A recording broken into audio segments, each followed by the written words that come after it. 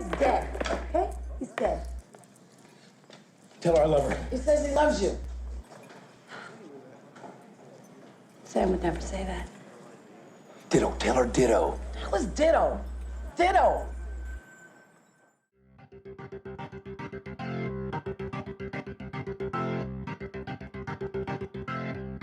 Hello. I'm Katie, and welcome to Retromade, your pop culture rewind. Let's take another trip down memory lane. Today, we travel back to July of 1990 to discuss one of Patrick Swayze's biggest hits, just in time for spooky season, Ghost. I'm excited to have Chad Robinson and Lizzie Haynes from the Retro Movie Roundtable podcast joining me today. The Retro Movie Roundtable is great at deep dives into movies of all kinds of genres and varying time periods. And I was lucky enough to join them to discuss Mystic Pizza. So you guys will have to check that out. Chad, Lizzie, thank you so much for joining me. Tell us more about you and your show. Hey, thank you so much for having us. Yes. So Retro Movie Roundtable, like you said it perfectly. It's a movie podcast that explores movies of all different genres. The only contingency is it has to be at least 10 years old. And I'm the rookie of the group. Chad is one of the OGs. So yeah, he can jump in and probably fill in any blanks that I'm missing. Yeah, we just celebrated our 5-year anniversary. So we got started in October of 2018. And it's been great. Like Lizzie said, we brought her on sometime last year. She's been wonderful. Yeah, she's a fellow horror fan, so she and I get paired up quite a bit. And that's always great. That's my favorite genre.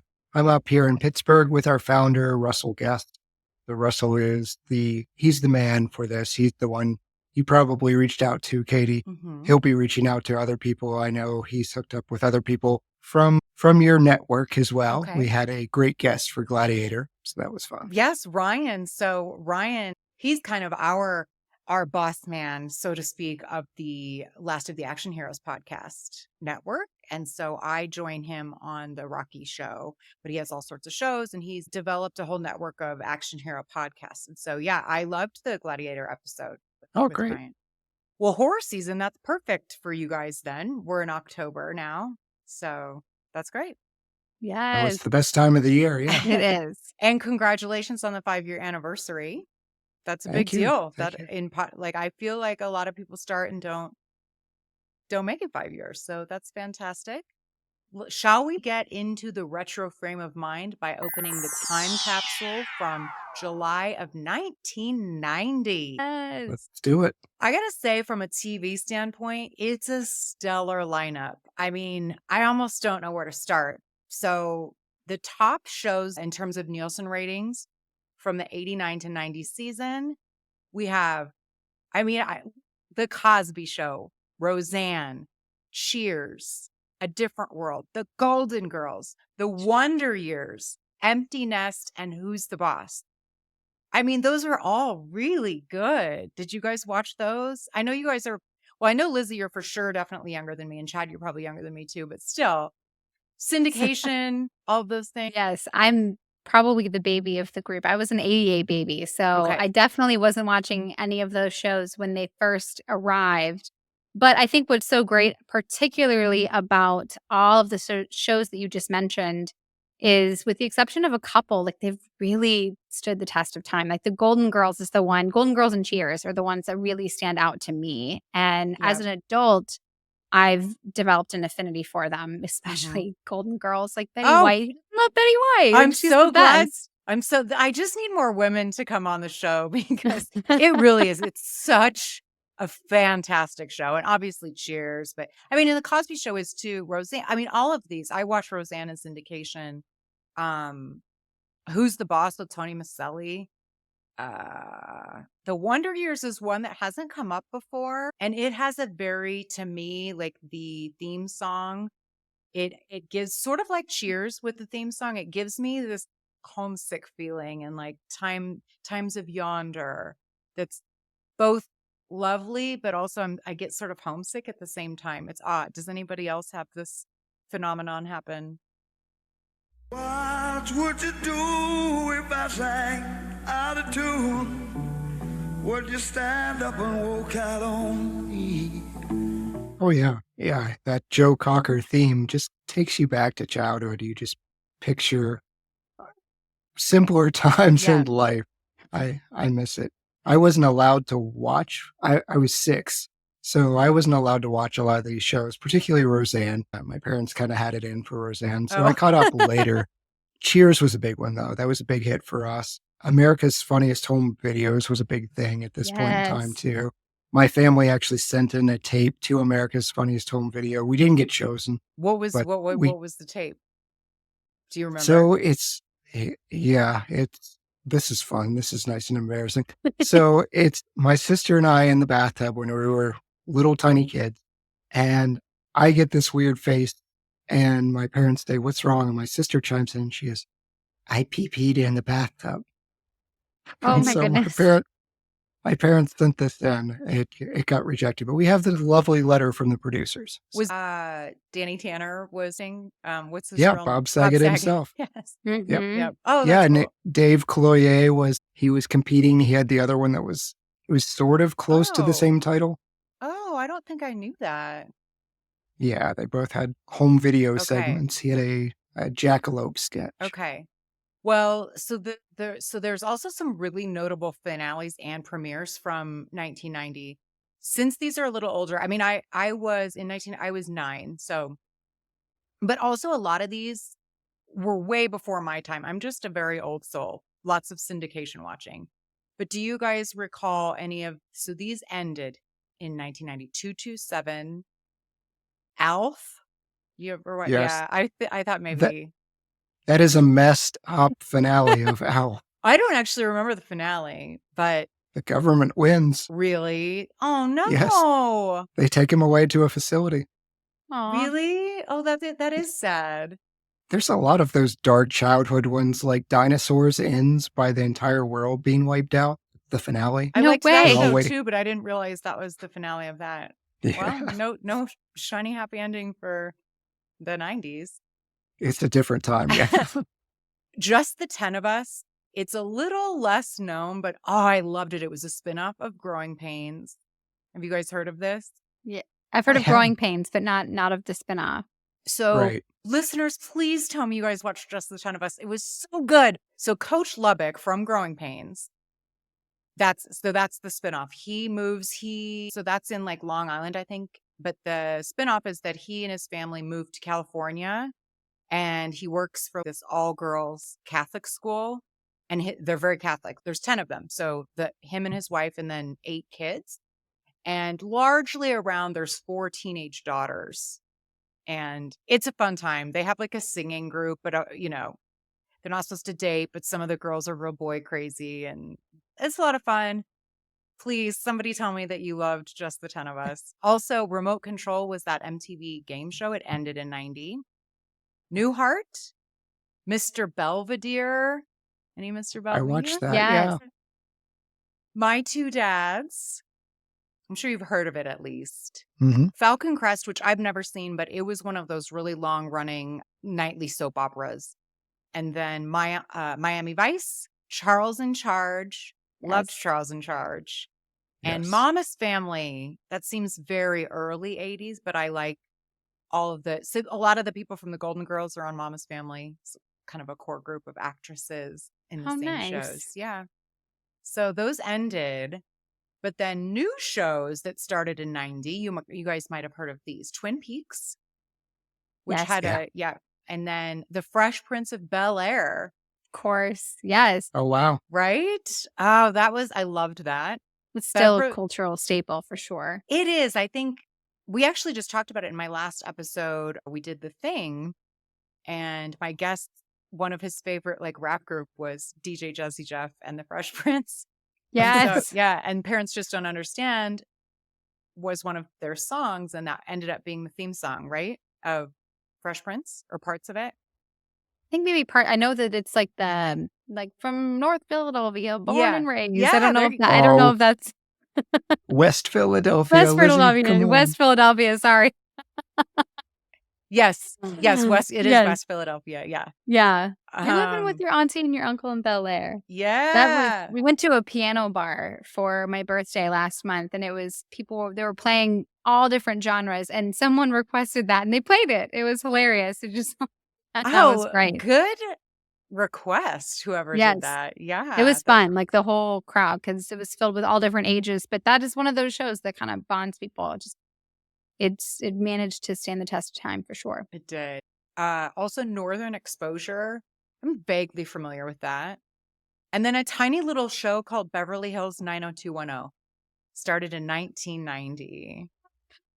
Oh my gosh, those kids, they were like 30 playing teenagers, but still Yes, loved Tori that. Spelling and Tiffany Amber Thiessen. Oh my goodness, that was Sh- so. I watched a couple of episodes of 90210, but I wasn't a diehard. But I do credit 90210 for all of the other shows to follow it. I feel Yeah, like they pioneered the good call. teenage drama, and I tip my hat to them. Aaron Spelling. It was so big.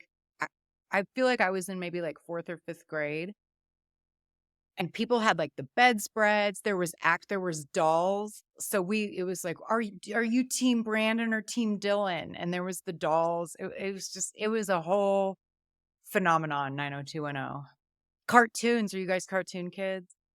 Yes, I was, absolutely. yeah. The big ones.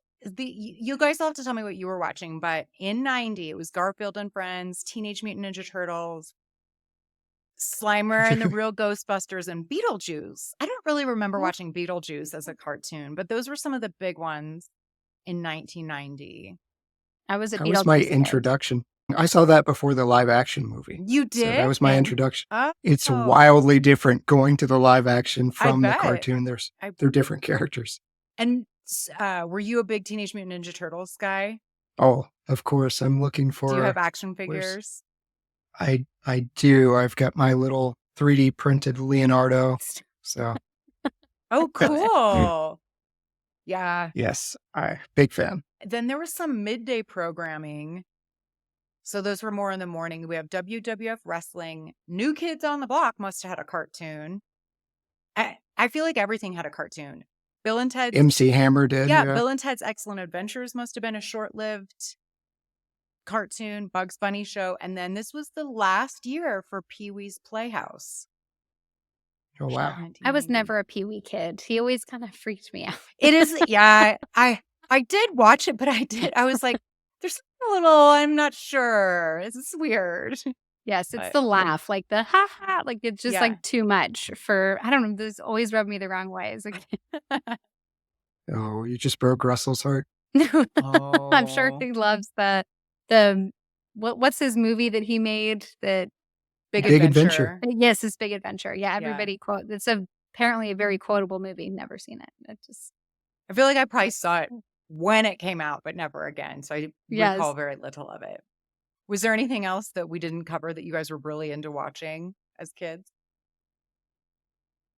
man, when did Ren and Stimpy come out? To me, I feel like I know some of the other shows that I really love came out more like mid 90s, Mhm. but in terms of early 90s, I remember Ren and Stimpy being something that felt a little older. Maybe it was just the Yep. quality of the animation. No, I think you're right. I feel like it did come out in the early 90s, and that was sort of when Nickelodeon was becoming Yes. a thing and all of those shows. And then Nick at Night. I remember I was introduced to a lot of the Nick at Night shows as a kid in the early 90s or mid 90s, watching the shows from like the 50s and 60s and 70s. So thank you, Nick at Yes. Night. Oh yeah. Yeah, Bewitched, Yeah. things like that. Mhm. I Love Lucy. Hmm. I think for me, I looked this up and I may be getting the year wrong, but Captain Planet I read was 1990. No way. So Okay. I loved him. that was a big one for me. Okay. Yeah, I can see that. Captain Planet. Oh my goodness. I love Yes. that. I forgot all about him. I watched The so po- many of those cartoons because of my brother. I loved that. The poor guy with the monkey at the end, he's like, Heart. Come on, everybody else gets a cool element. You get Heart. Oh, This is one I'm not familiar with. What was it on Really? Nickelodeon?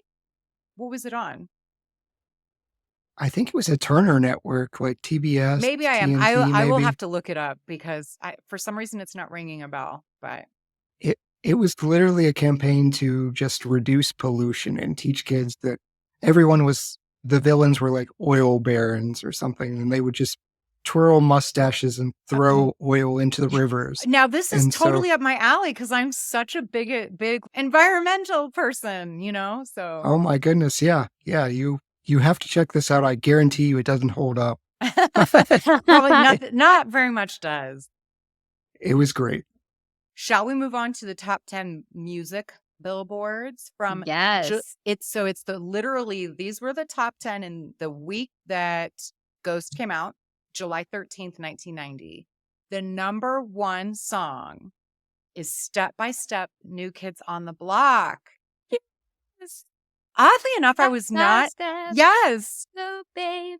Yeah, I love Oh, that song so much. do I love you? it. Were you into New Kids? Yes. Because you were pretty little, but Yes, that's something that came after for sure. I mean, uh-huh. I think I fell in love with Backstreet Boys and NSYNC and all of Yep. they came first, but then just like 90210, like New Kids paved the way. I just found True. them later in life. Yeah. Okay. I like it. Now, She Ain't Worth It. It's by Glenn Medeiros. Not sure I'm Hmm. pronouncing that correctly. Featuring Bobby Brown is the number 2 song. Okay.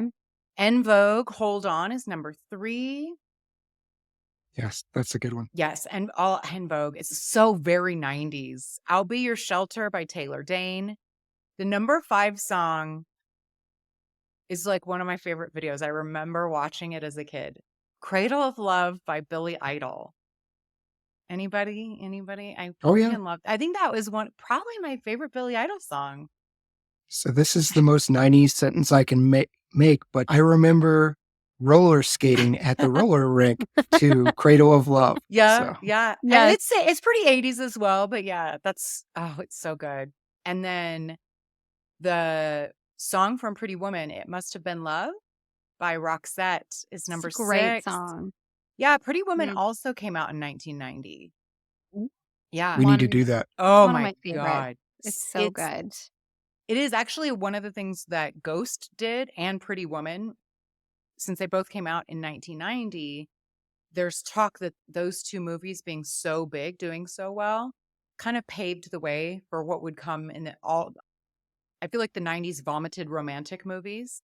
Yes. And so I think we can Yes. thank Ghost and Pretty Woman for that. Yeah. Here's Meg Ryan in everything. Yes. Yeah. Oh, they did such a great job. That movie Mhm. was Pretty Woman was perfect because Yeah. the villain was great. Your Jason Alexander was like perfectly slimy, and Mhm. Richard Gere was so charming, and everybody, you either just loved Julia Roberts just because you loved her, or you like quite literally wanted to be the Pretty Woman, like minus the Yeah.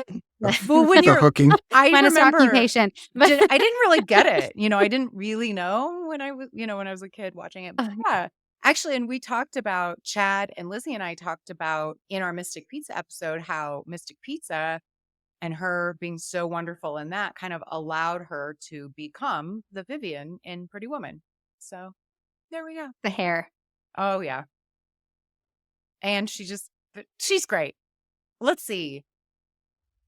Rub You the Right Way by Johnny Gill is the number 7 song. I loved that song growing up or as a kid, Yeah. but I had no idea Of what course they were not. saying. Yeah, that happens a So- lot and stuff. Like, Were you singing along and your parents were like, what's going on over here? I didn't even know it was called Rub You the Right Way. Like somehow I never caught those lyrics, Mhm. but just the sound and everything. Yeah. I'm sure my parents were thrilled. So we've got 2 of what band were they in? Like Bobby Brown and Johnny Gill. They were both in New Edition. Took me a minute. Yeah. Oh, okay. So they're both Yes. Okay. separately in the top 10 in 1990. Enjoy the Silence by Depeche Mode was number 8. Number 9 is The Power by Snap with an exclamation. This might not sound familiar. It didn't to me anyway. Do you know what it is, Chad? No. No, drawing a blank. It is that I've got the power. Dun, dun, dun, dun, Oh, dun, yes. dun, dun, dun. Yes. Yes. That so like techno rap very much permeated the early 90s, and this was It's like epitomizes it, I feel like. It's a great Oh song. my goodness, yeah. That's what that song is. And then Poison by Belle Biv DeVoe. That was Yeah. so good. Such a good song. So good. It was like girl children is- singing it. But, or no, that's Aisha. I'm thinking of Aisha. I get those two confused. But it's like clearly a child that's singing it. But it's also good. It kind of sounds like it sounds like a little boy at some Mhm. point when he's like, she's driving me. Yeah. Like it's Yeah. very Yeah. young. Very Young well. They man. were. They probably were. Okay. There's some news and events that we should maybe cover from July of 1990. Some big ones, actually. So this was like shortly after the Berlin Wall fell. So there's quite a bit that has to do with that. I don't know what month. Wasn't that in 89? Well, Sometime. Sounds- Germany was reunified in 90, but it might have been 89 for the The wall. Yeah. wall So falling. So to your point, great setup, Chad, because the German Democratic Republic accepts the Deutschmark as its currency in July of 1990. The first three tenors concert featuring Placido Domingo, Jose Carreras, and Luciano Pavarotti at Nice. Baths of Caracalla. I'm so sorry for my mispronunciation. In Rome. That recording becomes the world's best-selling classical record. And I didn't know that it was only in 1990. I thought they went way, way back. But the Oh. first concert, 1990. I got to check that out. Fun little tidbit. I was in Paris in high school. I feel like this was 98. And when we were doing our Eiffel Tower tour, we were there in the evening. It just so happened that I don't think it was all three of them. I think it might have just been Domingo was having a concert on the lawn below. It's just so happened. That's amazing. Yeah. Boris Yeltsin, the Russian president, quits the Soviet Communist Party, and Ukraine declares independence, which so sad because 32 years later, was it in 22 that Russia Yeah. invaded Yes. them again? There was a baseball record set in July of 1990. The New York Yankee Deion Sanders hits an inside park homer. That must be really hard to do, having an inside the park homer. Also, Deion Sanders, I had completely forgotten that he also played baseball because I know him as a football player. Yeah, he played both. Yeah, I feel like there was a few people who did that back in the day. Michael Jordan. Bo Jackson. Bo Jackson did too? Yep. Okay, geez. He is actually the head coach of the Boulder CU Buffaloes college football team here. Yep. Colorado. He's in the news a lot right now. Yes, Coach Prime. He certainly is. Pink Floyd's The Wall is performed where the Berlin Wall once stood. It was a charity concert led by Roger Waters with guests such as, just little names like Cyndi Lauper, Joni Mitchell, the Scorpions, Sinead O'Connor, Bryan Adams, and Van Morrison. And it was actually just the anniversary of Sinead O'Connor's SNL performance where she ripped the photo of the Pope in protest of abuse at the hands of the church. So, yeah, lots of Berlin Wall associations in this month. And then Nice. your family not liking Roseanne Barr. She notoriously sings the national anthem. That Oh, that's horrendous terrible. national anthem at the So bad. Cincinnati Reds San Diego Padres game. Luckily, she's done not luckily, but she has done some things that are even more embarrassing to kind of cover up that stain. She's made some bigger stains. Yeah, pretty recently. Yeah, she's gotten Yeah. herself into enough trouble that people probably aren't Googling that anymore. But Yeah. for the people that have seen it, it lives rent free. Yeah. I You cannot blame Ambien for that. Is that what she Really? did? I don't even remember. Yeah. I remember Yes, being in she- the National Enquirer. I remember seeing that at the grocery store checkout. I was Yeah. surprised by this one. So George H.W. Bush signs the Americans with Disabilities Act. That was only in 1990? Isn't that surprising? It is, yes. It's wild to think that was only 30 years ago. Mm-hmm. Right. Okay, so Ghost was the number 3 movie at this time. But some other big movie releases, we have Die Hard 2, Days of Thunder, Dick Tracy, and the re-release of The Jungle Book. And then right up y'all's alley, Arachnophobia Ooh, great movie. Yes. and Total Recall. Nice. Excellent. Yeah. Excellent year. Yeah, pretty good lineup. Okay, so before we get into the movie, I have a few questions for you guys. As you may or may not be aware, this season of Retromade is built around who I deem everymen, our ultimate everymen, Kurt Russell and Patrick Swayze. Do you have any thoughts or fandom about either of them that you would like to share? Yes, absolutely. I'll start with Kurt Russell because I feel like I have a little bit more passion for Patrick Swayze. So I'll start with Kurt Russell. But the main movie that I recall that I associate with him is Tombstone. I just think that his performance in Tombstone is just so fantastic. And I just love him. Like, I think he's got the X factor for sure. But that, I feel like my catalog of Kurt Russell movies isn't nearly as big as my catalog of Patrick Swayze movies. And I think as a young woman, I would be so remiss to not mention Dirty Dancing. Because to me, that movie, that was a core memory for me when I first saw that movie. As a matter of fact, in my freshman year of high school, I was in show choir, and we had this showcase that all the freshmen would do for the upperclassmen, and just basically almost like a talent show for everybody. And I tried to do the Time of My Life dance. Oh my God. We did not do the lift because it was Okay. it didn't work out. But Patrick Swayze was always just, like you said it perfectly, like the everyman. Like I remember crushing out on him so hard when I was a little girl. And like Dirty Dancing is just like the tip of the iceberg. I mean, I love him so much. And like I have a more appreciation for him as an adult, watching like more like of his actual movies where he really has to display his chops, his Woody Allen, his Woody Allen movies. And then Ghost for me was like a huge, like a movie for me as a kid. This was probably one of the first movies I remember watching that scared me, actually. Oh, really? Okay. Yes. That was probably more age appropriate to scare me, to be fair. I think, Chad, I've shared to you like the first movie that like cut me to my core and like really, really scared me. But this was something that I want to say maybe I was 9 or 10 when I saw for the first time. And those little bad guys that come get you and take you to the bad place, they really freaked me out when I was a kid. Right? Yeah, that's Yes. true. It is unique in that way. Like the combination of genres is very different. Yes. movie. I love him so much. And even in like weird, obscure movies like Donnie Darko, like I think he's great in those movies too. I love him. I think he's just fantastic. He brings it in any role. Yeah, I agree. I love him as well. Chad, do you have any thoughts? Yeah, I had kind of the opposite experience of Lizzie. I'm far more into Kurt Russell, like his movies. We covered Big Trouble in Little China. That was something I saw Love it. very, very early.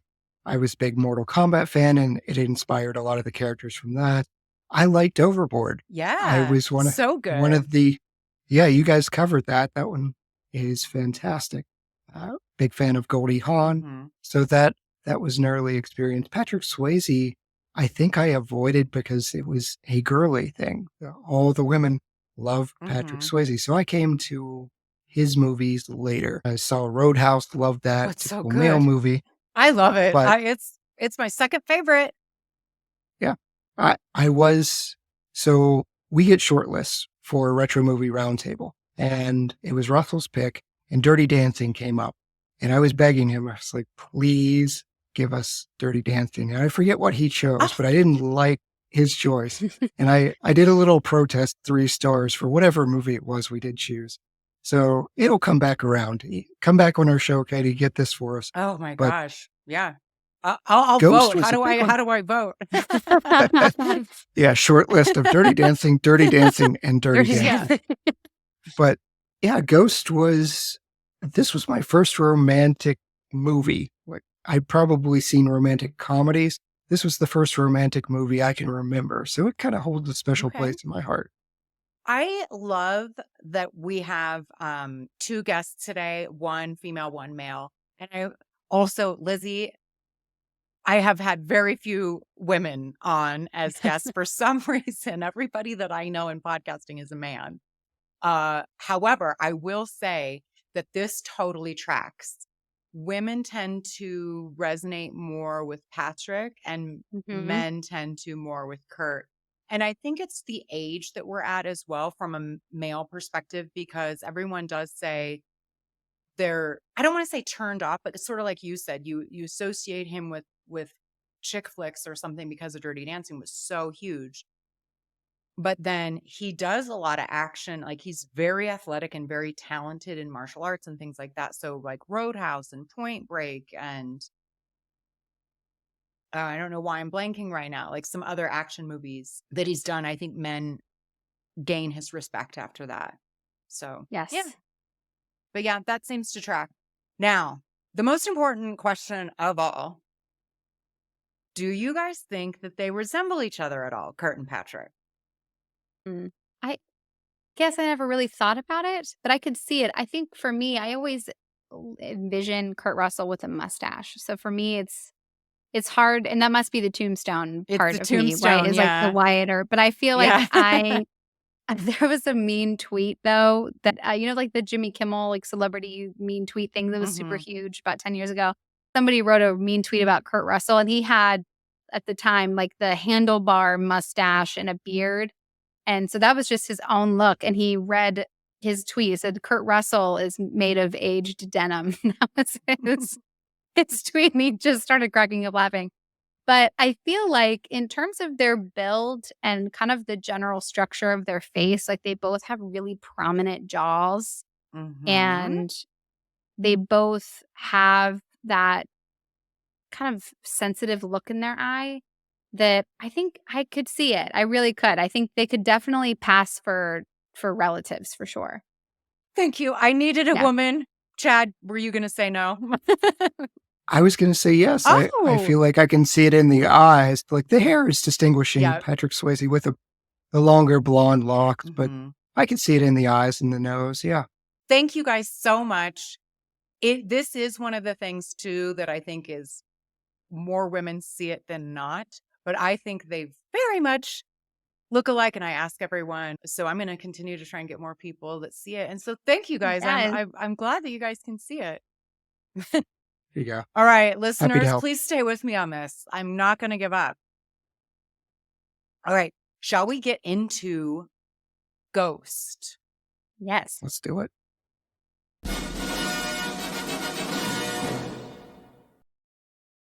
Release date, July 13th, 1990. This was a PG-13 movie. It's a little over 2 hours. The IMDb rating is a 7.1, which is pretty good. I think and I did look like it's on par with Pretty Woman and a few other similar type movies. They're all like around 7. The director is a little unusual in that, so it's Jerry Zucker, but he's most known for kind of those screwball comedies like Airplane and then Ruthless People and First Night. So this is a little different, I would say, for Jerry Zucker. The writer is Bruce Joel Rubin, and he also wrote Stuart Little 2, Deep Impact, Jacob's Ladder, and The Time Traveler's Wife. So those are his Wow. credits. Yeah. He's That is a a Renaissance weird writer. collection. Yeah. Isn't it? Right. Yes. So you're like, all right, well, let's see. But the cast. Jacob Ladder, Stuart Little Yeah. too. Right. Yeah. Those are the two that stuck out to me. Very similar. Yeah. We have our Patrick Swayze playing Sam Wheat. And then our leading lady here is Demi Moore playing Molly Jensen. And I was reading that actually this was the film that turned her into the highest paid actress in Hollywood at the time. See it. Yeah. Yeah. Prior to that, she was well known, but she wasn't like a super bankable star. But because Ghost ended up making a ton of money, then it really made Demi's career. Whoopi It's the Goldberg. She one got paid year. a What's that? got a What? It's the one Lizzie? tier to me. That's Yes. that's like her benchmark. It's like her ability to just keep them coming like at one string. Because she said she can do it on cue. Like Yes. out of Yep. either eye. I mean, that is a talent. Absolutely. We have Whoopi Goldberg playing Oda Mae Brown. And she's really well cast. I really liked her character in this. Tony Goldwyn plays the sleazeball Carl Brunner. And you might recognize him also as the president, Fitzgerald Grant in Scandal. Did you guys recognize him? Yes, I actually Yes. I recorded last night with Russell for what movie for Miss Congeniality, and Oh, we fun. were talking about it, and it was the warm up question of what the last movie you saw was, and I was trying to name everybody, and I said I can't remember the actor's name, but for anybody that ever watched Scandal, he's the president. So I'll leave that in there. Just Yeah. I went Yes. I went to war for Miss Congeniality. Yay! Russell, I'm so happy you that need you to see did. this. I'm so happy that you did. It's a great movie. It's Had such you a not great. seen it before, Yes. Lizzie? Had you Yes. not seen it before? No, I had. That was Okay. one a guest had shortlisted it, but that Got was it. something that I like deeply loved. Was so excited for. It is a good one. So Tony, he's kind of one of those guys. He's in a lot of stuff. He has like a ton of credits.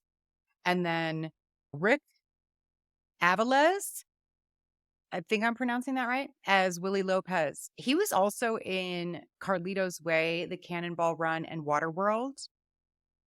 And then Phil Leeds. So the other characters are all very small parts. Phil Leeds, he plays the ER, the ghost in the ER, which he's a super familiar character actor.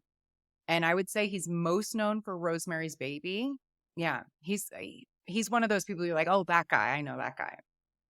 Same Nice. with the Subway Ghost was also a very familiar character actor, and his name is Vincent Schiavelli. And he was, he was maybe one of the teachers in Fast Times at Ridgemont High. I think one of the teachers. And then did you guys recognize a young Stephen Root when you rewatched it? No. He played the police sergeant. Oh, really? But he's younger, so it's I was like, oh my And God. he has a stapler. You know, well, he might have, but yeah. So for listeners who Stephen Root played, what's his name in Office Space? Milton. Milton, yes, with his red swingline stapler. He was also in News Radio, so those are two big roles that he's known for. But yeah, a young Stephen Root in this. Wow.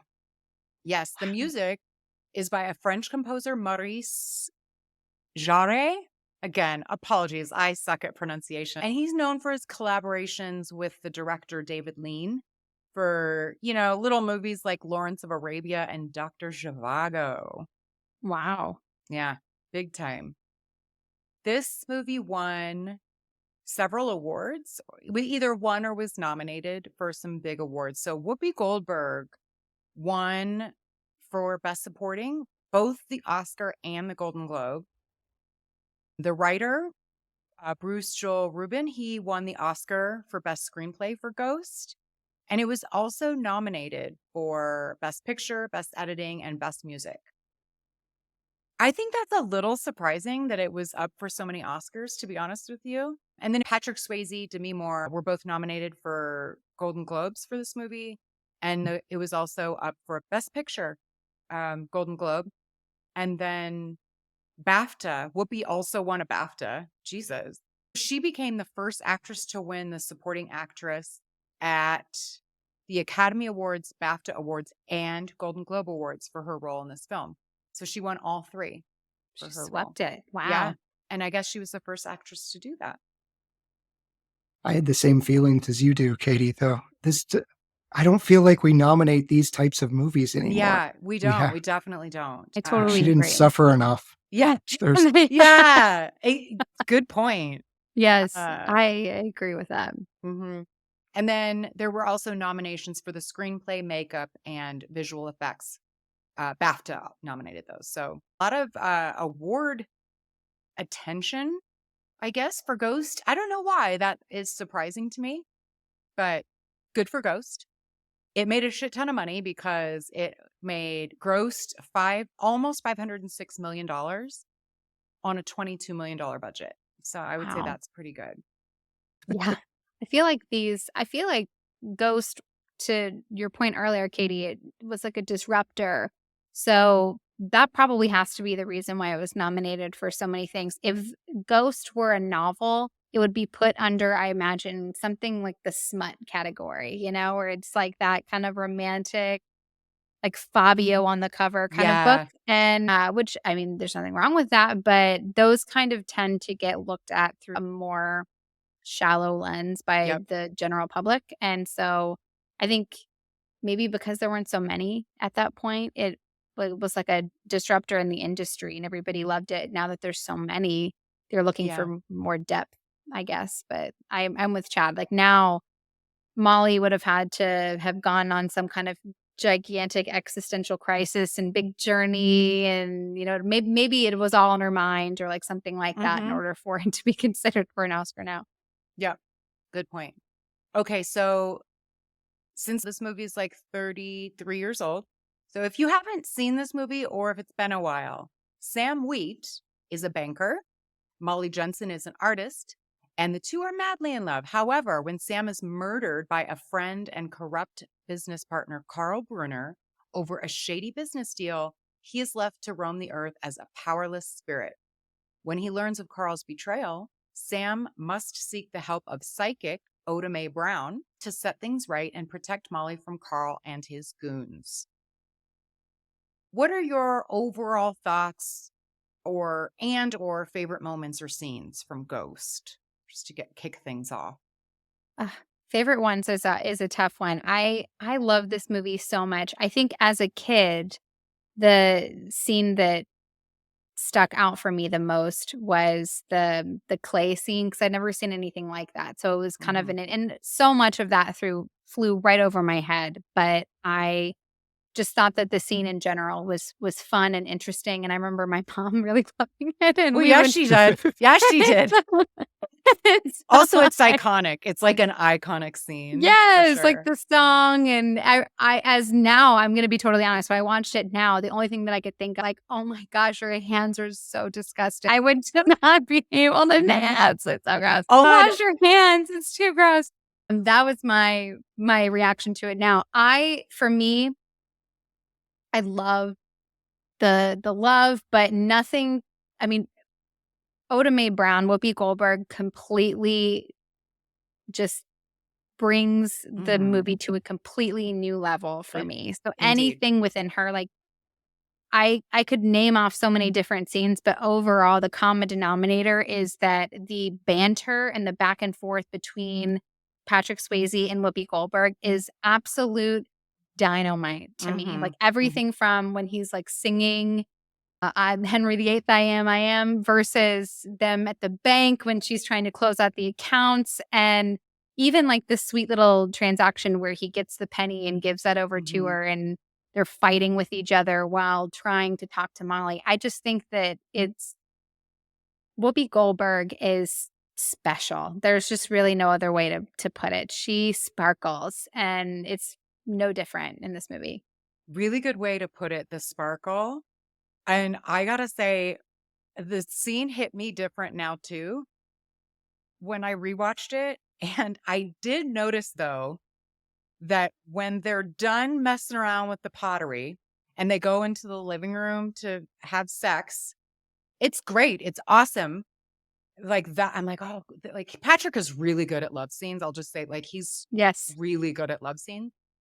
But they off screen must have washed their hands because they didn't Yes. have clay all over them. And I'm sorry, but that would have totally ruined the moment. But also, I don't think I could relate. Me at my age now, with their super awesome apartment, I don't think I would be able. I wouldn't be able to relax enough to enjoy it, knowing that clay would be getting all over all of our stuff. Right. I know. It was like really far. Like to me, Yeah. I think like up towards like closer to her shoulders. I mean, it was everywhere. And it was like really, I remember I took an art class in high school. That stuff gets like really far under your fingernails. Mhm. So to your point, This wouldn't be like oh, let's just go wash our hands. Like you have to scrub. So that would have really, I think, taken all of the air out of the tires of the moment, probably. No, But I you didn't. go straight to the shower. Yeah, that's Right. what they should have done. Actually, that would have been way better.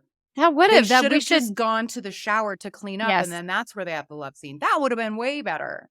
and Chad- make way more sense. Because I mean, we all love a shower scene. It's great. Yeah, that would have been made way more sense.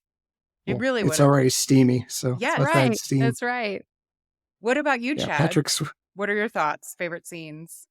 Well, Katie, you're rapidly becoming my wife's favorite person because she hadn't seen Mystic Pizza, and horror movies are my thing. So whenever we sit down, like, I want to watch a horror movie, and she just says, "If you do that, go upstairs, or I go away. Pick one." And so Mystic Pizza, she hadn't seen. Show that to her, loves it. She hadn't seen Ghost, All right. and I was like, "Okay, do you want to watch Ghost?" It was late, and she doesn't like to directly say, "I want to do this," but she's beating around the bush. Well, if you want to, so I could tell this was something that she wanted to see. And so she gets her romantic movie night with me under the guise of Chad's doing homework. I might as well be around. So thank you for that. Thank you for our couple of date nights. Pleasure. That's awesome. Patrick Swayze has called that scene the sexiest thing he's ever done. Yes. I agree. Like, that went over my head as a kid because I'm just thinking, this is gross. This is disgusting. But I think part of that is them getting dirty in it together Mhm. and just not caring, just the passion, carrying them away from everything else that's gross and on their hands. That's fantastic. But I work for a bank. I do coding for it. So Whoopi going into the bank scene is a lot of fun. Mhm. Now, it doesn't work that way. No. There's a ton of personal information. He can't just be like, "Hey, this client just withdrew $4 million. That's her name." $4 You million. can't do that. But it's so funny watching her fumble her way through that and just the conversation. I'd forgotten that she couldn't see Sam. It'd been a long time. So her being turned the wrong way, and just I'm marveling at the fact they managed to not get a single shot of anyone looking at Patrick Swayze. Like, Mm. I'm watching people through this movie and thinking, I mean, Patrick Swayze's a handsome man. I'm Yeah. looking. Like, Good you, point. that's distracting. good. That's So a really good not point. not a soul is looking at the most attractive man they'll probably run into of the year. And that's impressive in and of itself. That is a good point. And she talks to him. The rest of the cast does a really good job of looking at her like she's crazy. Like, what was with this lady? You know, that bank scene, that was one of my favorite scenes where they go, it's like, this is 1990, so it's none of this is electronic. They have to go get a physical signature card so she can be added as Rita Miller. So she Yes. pretends to be Rita Miller. She's got a fake ID. And then they say something like, "Oh, you're going to need to call and take that upstairs immediately." So that in the 10 minutes it takes them to get upstairs, they can now close the account. But I loved her outfit in that scene too. Yes. The hat, it was fantastic. She's like going to the Derby or something. Yeah, like a bright Yes. super pink ritzy. suit. Yes. Yeah. Skirt suit. Yes, that was great. Also, my immediate, well, you guys being horror fans, I did take note of the opening credits. The music that they were playing Yes. Oh my goodness, yeah. is so, were they trying to kind of fake us out a little bit? Because it's this really ominous, kind of spooky music as we're panning through like seemingly an abandoned place. And then it's like a fake out because it's them doing construction on their new apartment, like immediate comic relief. Like, what did you guys think about that scene? Yeah, it's like this desire to set the tone for what could be, but ultimately, I mean, because there are some scary elements to this movie, but Mhm. ultimately, this is a drama. This is not a Mhm. thriller or a scary movie. But I do agree that it felt like they were trying to psych you out a little bit, or at Mhm. least to get your blood pumping and Yeah. to possibly not know what to expect. Yeah, it almost had that Scream type grunge tint to that Mhm. opening credit. So yeah, I haven't seen this movie in 20 plus years. Same. So I had the initial thought of, oh no, is this much darker than I remember? I don't remember it being that dark, although there are some gnarly kills. Like Yeah. Carl Brunner getting that, he was defenestrated. He had the window right through his chest. That's impressive. Pretty brutal. The getting dragged to hell. I mean, Sam Raimi did it better and dragged me to hell, but these little little different. demons. Yeah. Yeah. Yeah. Their sounds, though, they make that kind of sound. Yeah. It really, as a kid, I remember that really freaked me out. And looking at it back now, it's the animation of it. And I mean, there's definitely some cynicism there, just having seen so many special effects now. But they're definitely cartoony in the fact that that's not scary, but the sounds that they make are very frightening. I mean, they're freaky for sure. It was enough to scare me as a kid. It's a baby crying and it's Mhm. reversed and then it's slowed down. No So that's why way. it's so unsettling. Yeah. Oh my goodness. That makes complete sense. That almost like even adds to like understanding what it is, because there's like some, like weird nuance as to why that could be extra creepy being a demon. That's very creepy. Baby demons. Yes. Yeah. Always more terrifying. Yeah, the special effects, I mean, again, it's 1990, but I think they did a really good job of Yeah. the special effects were pretty good. I immediately took note of Patrick Swayze's hair in this. It's short and it's like lighter in color. It's like more blonde than brown, and it's perfectly coiffed. I don't know. Did you Yes. guys notice his hair? Yes. He's kind of yes, known for his course. hair, but absolutely. He's got the perfect over, and in Dirty Dancing it was fluffier because I think Mhm. that of The the times 60s, they yeah. wanted it to be more in the 60s, so it went more with that kind of James Deany yep. big hair. This was way more tame, but he still, I mean, he had, oh my gosh, he had some great lettuce. Lettuce. Yeah. He was just coming off of Roadhouse, and he had that exceptional mullet in Roadhouse. So it was kind of a But stark he can pull it change. off though. He Yeah. can pull Oh, it I hate a mullet, but I do like Patrick Swayze's hair in it. But yeah, it was just like a very stark difference. And then I was just talking on the last episode because there's a dog. The opening scene has a dog in the thing. And I was talking about how anytime there's a pet in a movie, I'm like, I don't like it. Something's going to happen to that dog or that cat. And I'm wrong. This is the one example that, because it's odd that we're shown the cat. So there's a cat and so I had forgotten. I hadn't seen this movie in a long time. And so I'm like, shit, does something happen to this cat? But no, the cat does play a part in the movie though. Yes. So Kind of saves Molly Yeah. somewhat, Yeah. I'd say. And The- then, yeah. The extra senses of pets. Yeah. Doesthedogdie.com. Very important website to check out. Oh, And before you it watch tells a movie. you. Yes. Yes. Because one of our other hosts, he has a rule. He's like, if an animal dies, particularly a dog, in the movie, I'm giving it a 0. I may not even show up. So we have to Oh my scan goodness. that. But yeah, It's rough. I love the mythology of the cats having that extra sensory and scratching the guy's face or even being able to sense Sam. So Mhm. that's cool. Yeah, I that agree. was I think cool. it's very cool. What'd you guys think of the apartment? I mean, the apartment is, I mean, I have to be completely honest. I love the apartment. I think the apartment's absolutely gorgeous, but felt like such a cynic because my first initial thought was like, what is this abandoned building in the middle of New York City that you're building? And it's huge. It's so big. And it's like that same kind of concept in Friends where you're like, Monica was a chef. There's no way she was ever going to be able to afford an apartment. Right. But in terms of the aesthetic of the apartment, I love and this was something that stuck out to me as a kid too, is in her front door, she has these like glass, kind of like meshy glass windows that just meet right up to her door.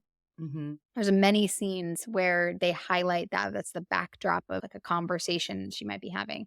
And then I love the steps. I mean, they would never the be able to raise steps. children with those steps. I'm telling you what, but I do really, really love the floating staircase. Yeah. It's the house hunters meme of I'm a Sunday school teacher and my wife hangs potatoes as art. Thanks. Our budget is $3 million. Yes. Where did this happen? But you know what? It's fine. Yeah, It's fine. literally. Rachel was Same. And Go ahead. memes now about how whatever city, I mean, everywhere, I feel like a closet under the stairs is like the listing for what a regular person could afford Yeah. now. Yeah. Yeah. But I was sort of like, how much money do bankers make in the 90s? Because she hasn't made it yet. She's an artist. I'm like, Yeah. there's Well, no way. It's literally in the middle of New York City. It's in Soho, like a sought after neighborhood. I did see a note, like in the trivia, that in 2015, so this was quite a while ago still, so who knows what it would be listed at now. It is a 4,300 square foot loft. So it is huge. And the address is 102 Prince Street. It was listed for $10 million in 2015. So probably like 15 now, maybe. I don't know. It has 3 bedrooms, 3.5 baths, and a sub-zero refrigerator. So I don't think they would be able to afford that place. Nope. Nope. But it's a movie. I mean, $4 million if you skim it off. So oh, he wasn't a corrupt banker, though. that's So- right. That's what his buddy Carl was supposed to. Speaking of, that was one of the things I was like, clearly they were friends, but Carl so easily plots to kill his friend. I mean, we didn't see any attempt to get the code outside of just he learns that Sam changes the code that he needs to launder. Mhm. So Carl's laundering money for we assume the mob. And he doesn't have this code anymore that he needs to do that. So he kills Sam. Like immediately he goes from, oh crap, you changed the code. I guess I have to kill you. And they're supposed to Well, be there's friends. some regret, right? Like he tells Willie, you were just supposed to get the wallet. Yes, I was going to say that. Mhm. I think his intention was for Willie just to mug him, but then things kind of when Sam fought back, Willie panicked. But I think that I have to imagine or at least hope that there was some regret there.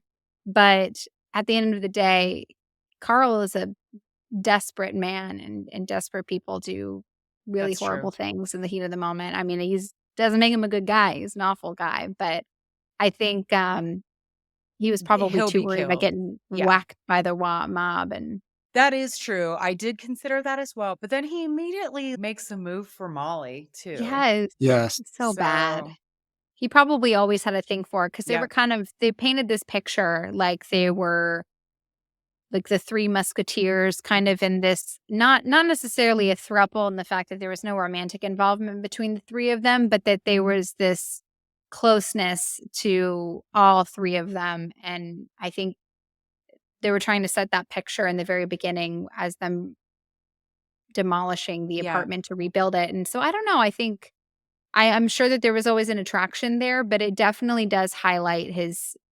squirminess mhm. as to the fact that you would just move in. And plus she's like vulnerable and she's heartbroken. And it just kind of felt like he was completely taking advantage of her. And in that moment, felt icky. It did. Oh, right. With the coffee spilled on the shirt and then just casually Yes. taking it off. Like he's gonna seduce her that Let me just easily. show you my I don't muscle. know. I mean, Does that work? I mean, I Well- mean, she's grieving. I feel like that if it was different world, different time, maybe the shirtless coffee would work, but not in that moment. You're like, I'm literally mourning the death of the love of my life. Like what? I'm not a monkey. I'm not going to see that there's muscles in front of me and just respond. Plus- it's plus her man that died looked really good. So I mean, unless you're bringing something extra, I don't know.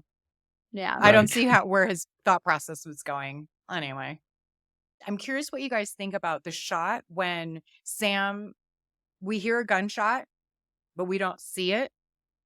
And then we see Sam running after the robber. He is a ghost. He is dead though, but he doesn't realize it yet. So was that shot again, another little, I don't know. What did you guys think about that? Was it heavy handed or was it just right? Showing the audience, like giving us that little delay, like, oh, maybe he didn't die. Oh, he did. And he's a ghost. Oh, I loved it. I felt like I really love that with every character, you get to find out as they do that they've Mhm. died. With Carl, I think we kind of know with Carl because we see the thing fall down, but the running ahead, I remember the first time seeing that, just the idea that he would have died would have never occurred to me because of the fact that you see him running. And it's Mhm. the same thing with Willie. You don't actually see the accident. So you see Willie standing there and then he sees I think that the idea that they see their body and realize that they're dead and you get to Mhm. watch that is um, eerie. And because of that, just really enjoyable to watch. It adds to the entertainment. Yeah, I love the fake out. And because you see Patrick Swayze, Sam running after Willie, you start to wonder because Molly's out of the frame. Yeah. Okay, did the gunshot go off? Did it kill Molly? Mhm. When there was a Japanese remake of this Yeah. and they switched genders, it was the woman that was the ghost. It was back in Interesting. your arms again. So, I that I like it. I also like it. I can just see audiences, like if somebody hasn't seen it before, it's one of those things that maybe because that's not done as much nowadays in movies. I don't know. I just wondered as I was watching it if a brand new audience that saw it might think it was heavy-handed. I personally also very much appreciated it. So I'm glad that we're all aligned on that. And I also, in the same way, I kind of like there's a few, they're not really montages, but they're little scenes throughout the movie where he encounters other ghosts and they teach him tips and tricks on like basically how to be a ghost. Oh, this A Boy Ghost is Yes. fantastic. He's so Just creepy. he's got such manic energy Mhm. from the beginning of get off my train, and then you get that little subtle. I like that they don't hold your hand, but he breaks the window. Mhm. Wait a How minute, did you do that? Yeah. Yes. yeah. And so going back and him remembering, and just the rage of knocking people's papers out of their hands Mhm. and all these other objects, whatever's going on.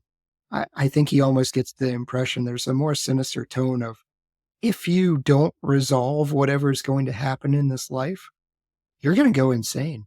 Like somewhere your mental capacity is going to diminish and you're just going to be this ball of rage. I don't know. I like to think of that guy as a somewhat normal guy that couldn't resolve whatever it was. Yeah, he said And he's now stuck he's down just stuck. there. Yeah. Yeah. That's a good way to put it. I never actually thought about it like that, but that actually makes complete and total sense. I love that. It's like the wanderers of people who are just never able to finish their business. And Mhm. I like that. Yeah. Now, what would Patrick Swayze, would Sam say the mob kills uh, his buddy? Say the mob kills him. Does he leave? Is he done? Because he pretty Mm. much, as soon as his buddy Carl is killed, he gets the bright white light and off he goes.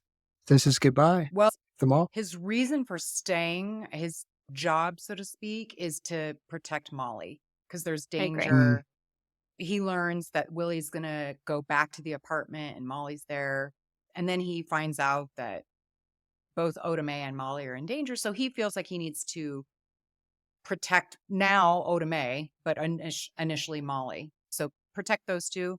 He did. And then he's free from his ghostly being to the white light. Yep. Yes. I But agree. before doing so, I really loved the ending because, yes, there's a moment right before then where they both can hear him and feel him. I'm not sure if they're able to see him or not, but he kisses her. He kisses Molly, tells her for the first and only and last, like first and last time that he loves her because he never says, I love you. He has historically said ditto instead. Right. And he also gives like a nice little send off for Oda Mae that her mother would be proud because she does actually have the gift.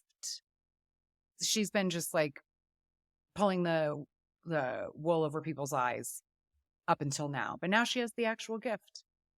Oh man. I like that she's the charlatan. Mhm. I had read that they wanted her to be an actual psychic, but it's so much funnier when she's conning the Latino family and she just starts rattling off traditional Names. Latino Yes. names. So she gets to Maria and they're like, oh Maria, yeah, that Sure, He was but handsome. now she can't turn Yeah. it off. She brought the comic relief, and I loved how you pointed out, Lizzie, the chemistry between Patrick Swayze and Whoopi Goldberg, because I didn't feel like there was a problem with the chemistry between Demi and Patrick. There wasn't a problem, but I just felt like the chemistry was better with Whoopi than Demi somehow. What did you think about the chemistry with he and Demi? I didn't think there was anything wrong with it, but it wasn't like the most spectacular chemistry with Demi. I like their chemistry. I think that there's so much going on in the beginning about her feeling. There was some parts that kind of confused me a little bit because she's trying to push him into like really committing, like saying I love you. You know, they have that conversation right before he gets shot, and you know she's like, you know, you never say it. I really want you to say Mhm. it. And so you can sense that she's really trying to take that next step with him. However, just a little bit prior, they're talking about marriage, and he's like, you know, you never wanted to talk about it before. Yeah. So it's like I think she's trying to take this step with him. It's almost like she's trying to just go from crawling to running a little bit Mhm. with him, of being like, let's get married. You don't say I love you enough. Let's go for it. And so I think that I imagine that the purpose of that was to try to maybe somehow set the tone between the I love you and the ditto kind of like sub storyline between the two of them, Mhm. of that even though they live together and they are in love, there's kind of something holding Sam back, Mhm. and he's not able to really fully realize the depth of his love for her until he's at the point of losing her, which then kind of takes him to the final end of the arc where he says I love you and it's so passionate, and then Yeah. she, you know, responds ditto, which I just think is like ironic and adorable and perfect, and it's just like her way of being able to like, now I see I didn't need you to tell me how you felt through love. I can just feel it, and it just is it's there. And so I liked their chemistry, but I can agree with you that it felt like they weren't fully going there, possibly for that reason. Because at the end, it's there, like Yeah, full that's true. throttle. That's a good point. But I think I had mentioned earlier about how much I love the dynamic between Whoopi and Patrick Swayze. To me, Mhm. that's like where the fire really Agreed. is. Yeah. And it's so perfect that she was kind of a con artist, because it Mhm. creates this like confusion, and she's trying to learn as we are. And it's epic. I love it. Yeah, Oda gets the arc where Molly she doesn't have that arc until the very end, like you said, with the ditto. You get Oda all these different moments. True. She's just compelled by sheer annoyance at first. Yeah.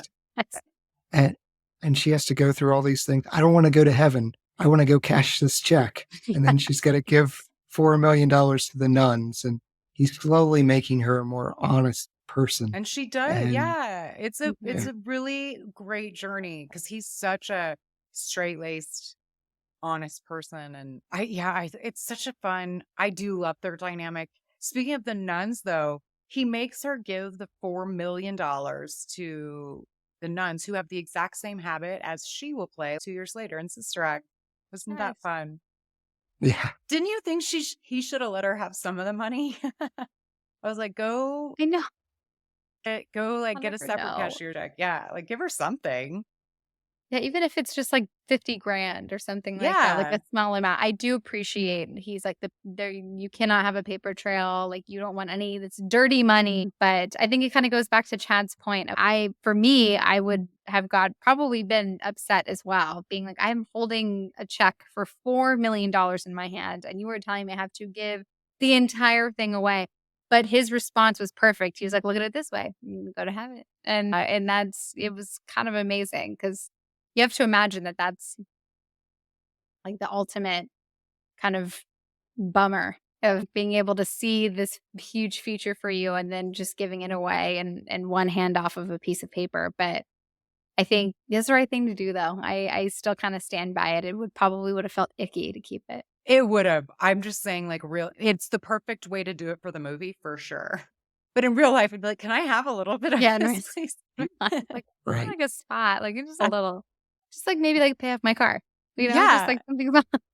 Exactly. And you can tell just by the bank scene, she hasn't really encountered a lot of money because they say, "How do you want this?" She says, "10s and 20s." Yeah. It's like, they're not going to have $4 million of 10s and 20s. Well, and we see her neighborhood. Like, she clearly doesn't Yes. live in a ritzy place. So, yeah.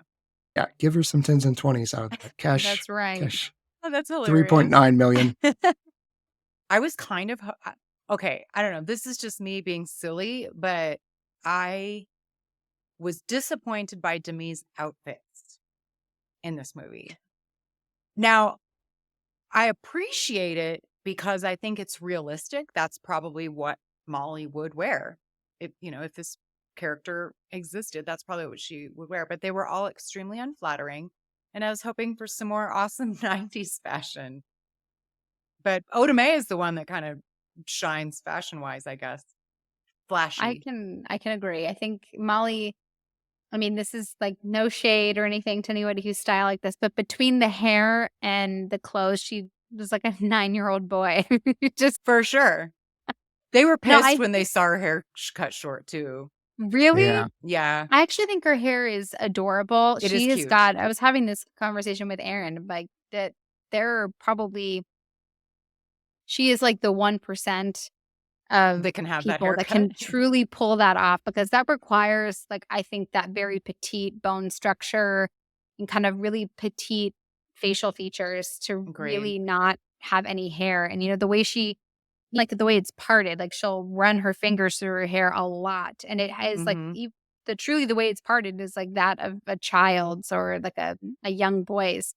But somehow it works for her.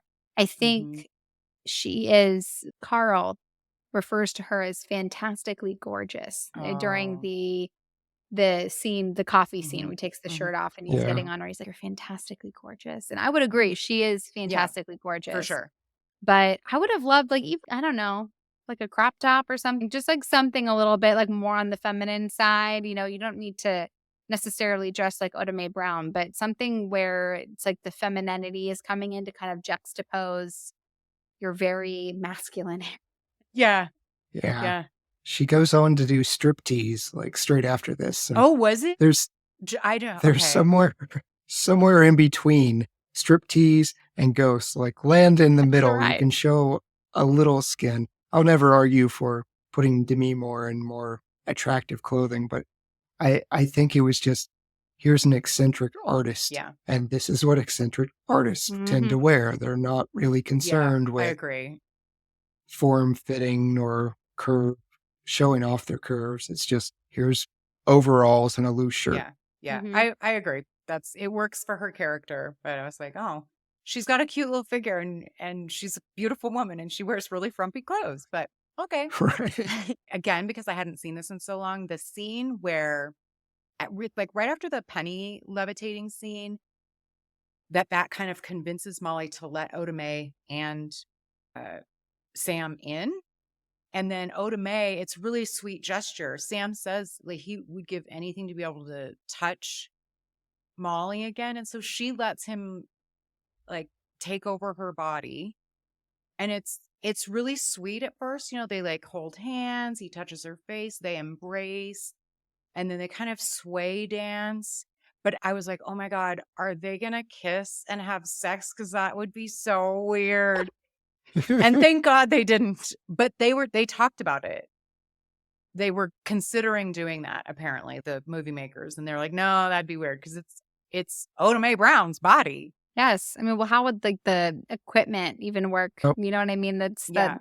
I think there's a world, Aaron and I, my husband and I were talking about this, of how like just even the dance scene, if there was like even one moment where they just shot like a realistic scene of Whoopi Goldberg and Demi Moore slow dancing together. I kind of wondered Yeah. too, but it would have taken us out of the sweetness Yes. of it, I think. But Would have been a great SNL skit. Like, Yes. truly. It would have been Yes. so great. But I mean, it is such a sweet scene. And I feel so sorry for both of them when I watch it, because kind of going back to the point I made earlier about like how the kind of like actualization of the depth of their love, I think it's it's gotta hurt so bad, like, this sting of you're there, like, you are physically there, you're watching them, you're listening to them, you're kind of taking them in, but you cannot touch them, and they cannot see you, and that just has to be so painful, and I think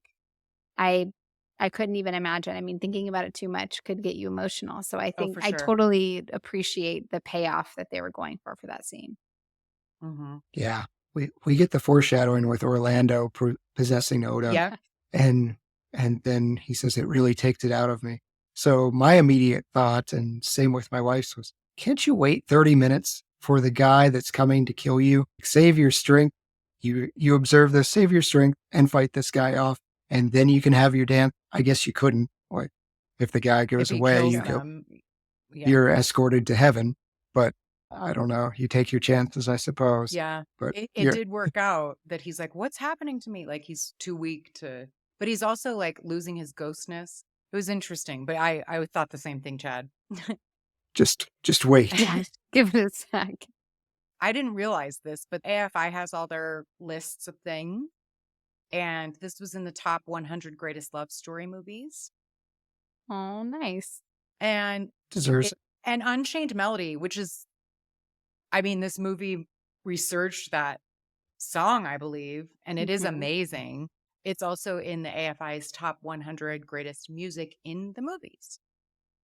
We have a love-hate with AFI, but Yeah. I agree with them here. And it was the most rented video cassette. Remember VHS, anyone? Oh my goodness, of Absolutely. course. In 1991, it was the most rented video cassette. Oh, nice. Everybody on their date night. Right, Chad? I mean, Oh, I remember this playing TBS. It was the Clay scene with that song, Unchained Melody, as the preview for Ghost. Like, I remember the introduction to TV, and it would just play over and over. That's a huge part of my childhood, is remembering that commercial. Yes. yeah, I don't think they really had to sell a whole lot. That scene in a preview and then two gorgeous people. Yes, Mhm. please. Yes. Yeah. Yep. Apparently, Patrick Swayze really pushed for Whoopi Goldberg to be in this because it was originally not written with her in mind, but he convinced the producers that she would be right for the part. And some of the other people, let's see, I love all of these alternative castings. It was verbally offered to Jackie Harry. You guys know who she is? She was in 227. Don't. You know her. No. You know her. She also, I think, was in Sister Sister. Wait, really? I think so. Like Tia and Tamara Mallory Wait sisters. I- a was she their second. The mom? mom? Yes. Okay. maybe. I know Okay. exactly who you're talking about now. And Yes. it's like, but in 227, the part she played was just, it's amazing. But yeah, Jackie. So Yes. she had verbally accepted it, but then at the last minute, Whoopi Goldberg was actually available. And so they're like, okay, we want Whoopi. Other people who auditioned, Patti LaBelle, Oprah. I like it. Really? Yeah, well, because they did The Color Purple together, right? Yeah, They did. Yeah. And Tina Turner. And they Ooh. actually mentioned Tina Turner in the movie. Oh, yeah. Yeah. Do you guys have any guesses for who they had also in mind for Molly? Was Julia Roberts in the running at all? Just being that the time frame, I would imagine maybe. Yeah, it's basically like everyone. Yes, Julia Roberts was. So Nicole Kidman auditioned. They loved her tape, Oh, but no. they really wanted someone more well known. So Days of Thunder, as we talked about, came out in this month as well. She took that. So the studio really liked her. So they cast her in that instead of this. What's what happened with Nicole Kidman? But then others were Julia Roberts, Kim Basinger, Gina Davis would have been good. Ooh, I like her. I like her a lot. Yeah. Helen Hunt, Jennifer Jason Leigh, Andy McDowell. I can see Ugh. that. I love her. Madonna. Madonna. I love No. Madonna, but I can't see that. She's not charming. I hate saying that. I mean, I'm not, no offense to anybody that loves Madonna, but Madonna is, she's not, she doesn't have like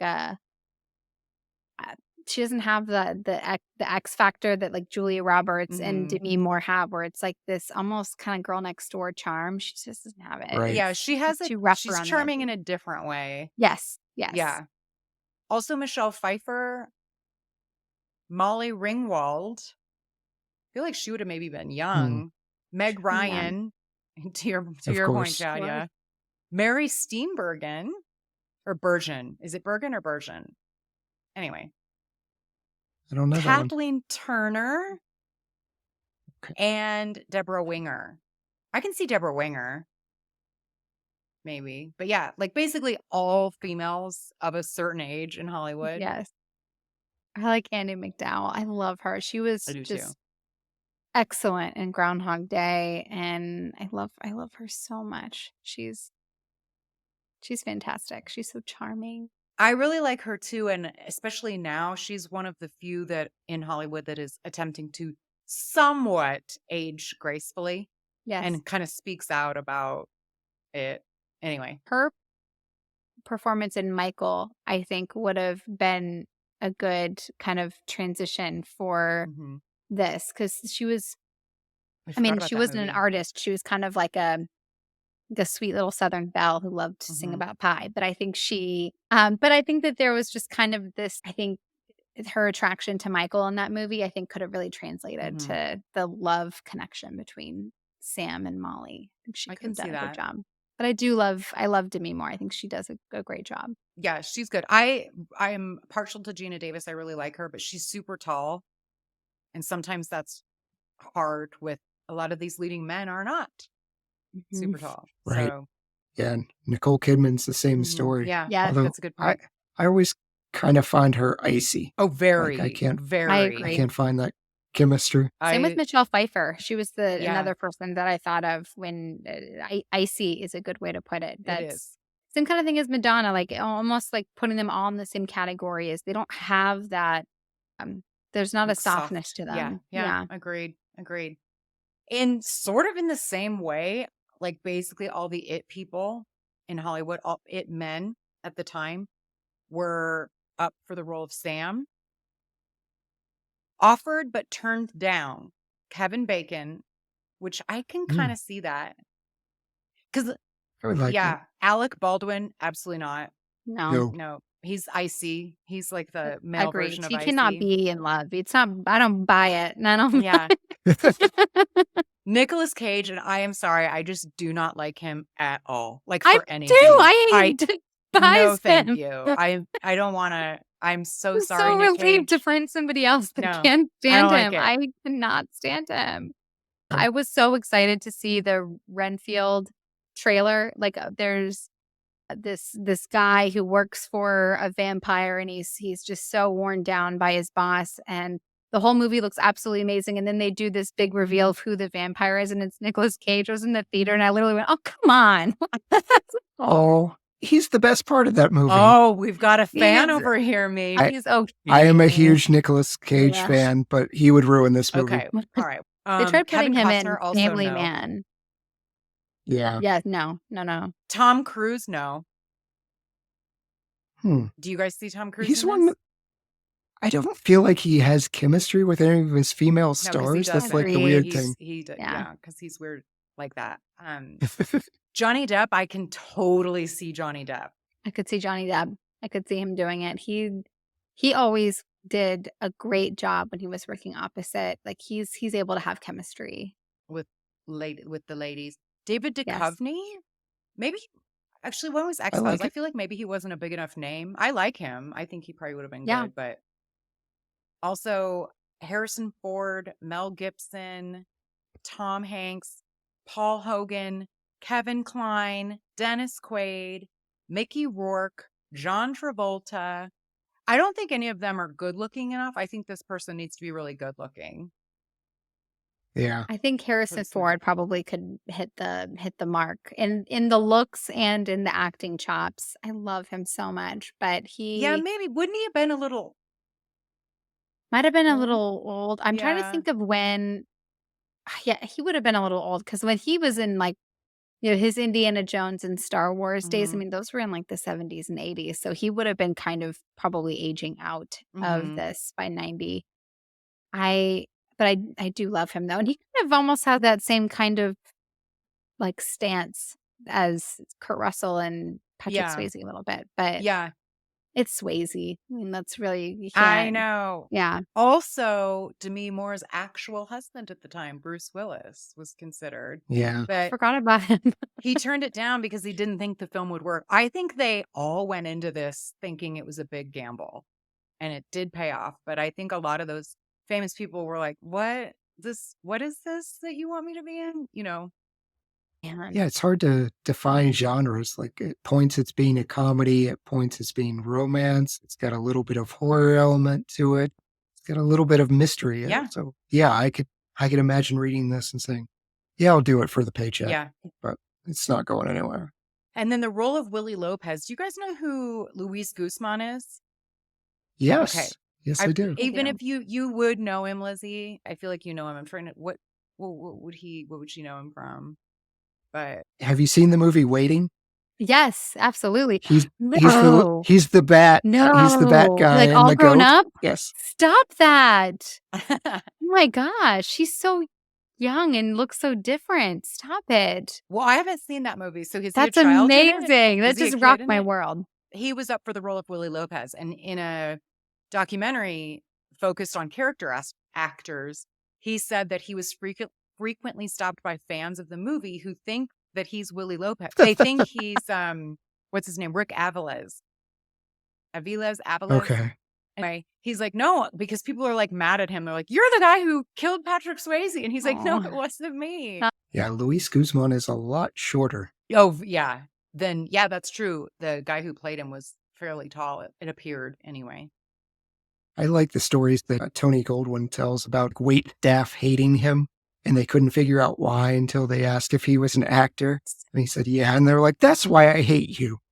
You Stop. were the I could see sleazeball. that. Yeah, I yeah. really love him though. He was the voice of Tarzan in the Disney movie, and Oh. Was he? yes, I love his voice. He has a buttery, and he was also Casanova, the voice of I think the voice of Casanova in Kiss the Okay. Girls. Kiss the Girls. He has a really buttery Oh. voice that I Okay. enjoy so much. So even though he is evil and slimy in this movie, I still he's very likable to me. I could he should be doing ASMR. Like he has like an unbelievable voice. I love it Maybe he so does. much. Yeah, He I might. don't Yeah, you like never know. massively dislike him. I do like him as an actor as well. So the screenwriter, the Ditto thing is a big part of Ghost. Like it's kind of what it's known for, the pottery scene and Ditto, I feel like. And the screenwriter Bruce Joel Rubin, apparently where that came from is that he used to say Ditto to his high school girlfriend instead of I Aw. love you. So I thought that was a cute little tidbit from his real life that he put in the movie. That is cute. I No. like that. Yeah, but note that it wasn't his wife. Good That's point. right. You That's right. Yeah. It was high school. I don't know. Ditto is kind of like the equivalent of like when someone's I love you, you too. Yeah. Right. Yeah. Right. You Kinda got gives to you- man up and say, I love you. Same. Yeah. Like nowadays it would be same. Same. somebody- Yeah, yeah. yeah. You're not Harrison Ford. You cannot say, I know. Oh my gosh. I will never forget how mad I was the first time I saw that. Also, Rubin wanted Patrick to play Sam Wheat after he saw an interview that Swayze gave. I'm in love with Swayze, like so hard. Okay, so he did this interview, and I also read his book where he talks a lot about his dad dying had a big effect on him. So he was talking about this in an interview, and he became really emotional and started to weep. Patrick Swayze in this interview. So Rubin saw the interview and he was like, well, if a macho guy like Swayze can cry over a loved one, he's the perfect person for this movie. So apparently that's how Swayze got cast. Yeah, I'm glad he did. Mm-hmm. I mean, he's obviously cast for his looks, but he does bring this kind of vulnerable sensitivity with him. It's really hard to do for some of those other names. It's hard to be attractive and not cocky about it. He doesn't come off as cocky and knows it. I Yeah, agree. Well said. it's extremely. Yeah, he's a very humble dude, and he has all of the talent to not be, but he is. He's like a good human, as we say. Yes. Swayze was actually, so interestingly enough, I'm referencing the Thing episode a lot because my guest had brought up that he had heard Swayze being used as a slang term. But in that episode, what it meant was like just uber cool, just like, oh, you're so Swayze. But I was reading about in New York City in the 90s, Swayze was used as a slang term for like leaving, disappearing, like ghosting. Oh, Oh, I didn't You even think know? about that. That's hilarious. Yeah, I'm gonna Yeah. Swayze. I'm gonna- I'm gonna Swayze. Notorious B.I.G. was one artist who was especially fond of using it. And Swayze was in the video in Ja Rule's video, Murder Reigns. Yeah. I didn't know I that. didn't either. Nice. Ghost. I love it so So- much. So Ghost is an interesting genre mashup of romance, mystery, paranormal, and even great comedy. And it's a fun time of year to be revisiting this particular Swayze movie and the start of a new decade, 1990. But we must now return to the present day reality until the next Retromade episode. Chad, Lizzie, it was such a pleasure having you guys join me for this particular trip down memory lane. Do you have any closing thoughts on the movie? And then also, please be sure to tell us where we can find you. Yes. Well, thank you so much. This was so much fun. And I'm in the same boat that you are. I mean, a lot of the podcasters that we meet, the hosts, the other amazing co-hosts of Retro Movie Roundtable, and then the majority of our guests are men. So it's so nice to banter back and forth with Right? a fellow woman. So this was so fun, especially a big Swayze fan.